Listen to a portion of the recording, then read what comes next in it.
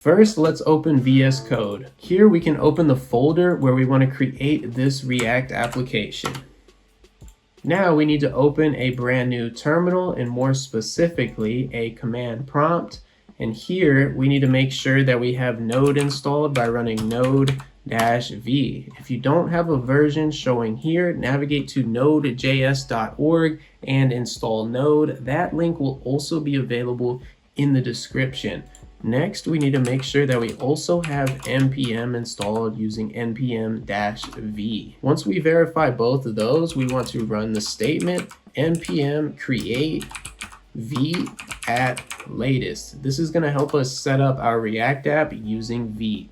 For the project name, we'll just say period, which is going to use whatever our directory name is here. For the package name, we'll just call this React to do app. And then we need to select a framework, and we're going to be using React, and then we're going to use basic JavaScript today. Now you guys can see some of the folders and files displaying, but we need to install our dependencies using npm install. This will take a second, so let it go ahead and run. Now you guys can see that everything was successfully installed and set up. To make sure our React app works, we need to run npm run dev, which is going to open our live server, and this will provide us with a locally hosted URL. If you guys are seeing all of this default Vite plus React content, you guys know that you set it up and installed it correctly. Tap here to see what happens next.